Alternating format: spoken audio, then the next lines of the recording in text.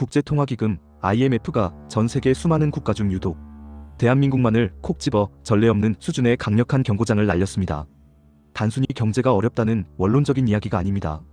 한국 외환시장의 구조적 결함이 이미 임계점을 넘어섰으며 작은 외부 충격 한 번에 국가 전체가 멈춰버릴 수 있다는 공포 섞인 선고입니다. IMF가 주목한 핵심 숫자는 25배입니다.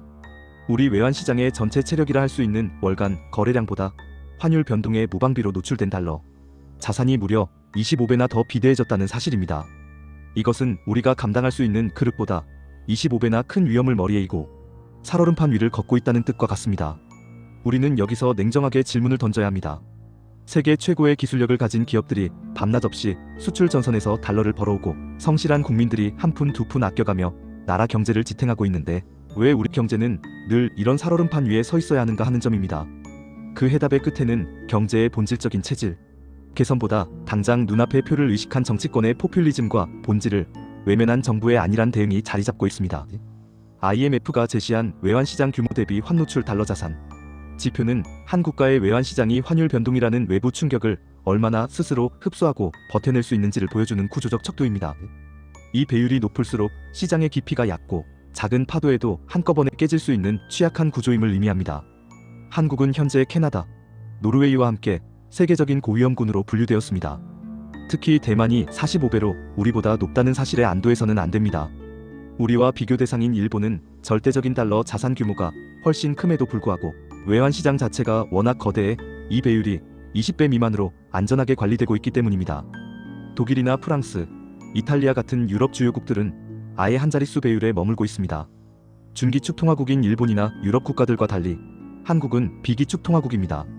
달러 가치가 요동칠 때 우리 원화는 국제시장에서 그 충격을 단기간에 흡수할 힘이 전혀 없습니다. 그럼에도 불구하고 환율 변동에 무방비로 노출된 자산이 시장 규모의 25배나 쌓여있다는 것은 언제 터질지 모르는 시한폭탄을 가슴에 품고 있는 것과 같습니다. IMF는 특히 글로벌 투자자들이 자산 방어를 위해 한꺼번에 환해지에 나서는 이른바 환해지, 쏠림 현상을 강력하게 경고하고 있습니다. 금융시장의 불확실성이 커지면 자산을 지키기 위해 누구나 동시에 달러를 확보하려 합니다. 이때 환노출 배율이 거대한 우리 외환시장은 그 쏠림 현상을 견디지 못하고 환율 변동성이 폭증하며 순식간에 마비될 수 있습니다.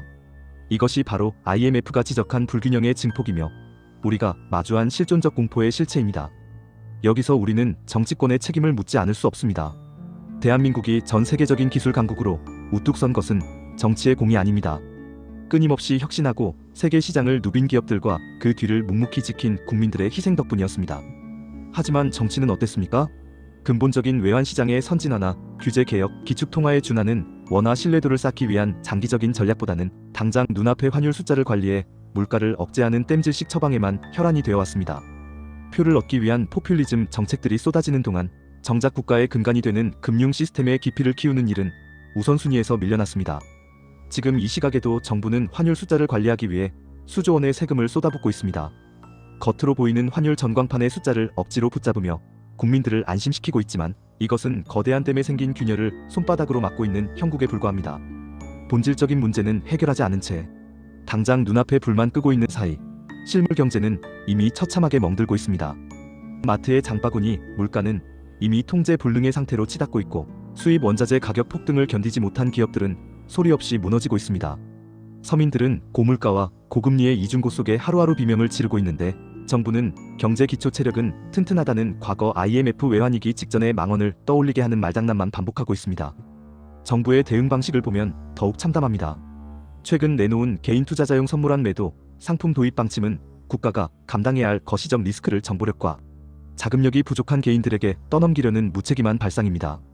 개인 투자자들이 환율 리스크를 스스로 관리하도록 유도하면서 그 과정에서 발생하는 달러 공급을 환율 방어의 도구로 쓰겠다는 고육지책에 불과합니다. 개인이 선물안을 매도하면 은행이 달러 현물을 시장에 팔게 되는 원리를 이용해 부족한 달러 공급을 국민의 주머니에서 채우겠다는 의도입니다.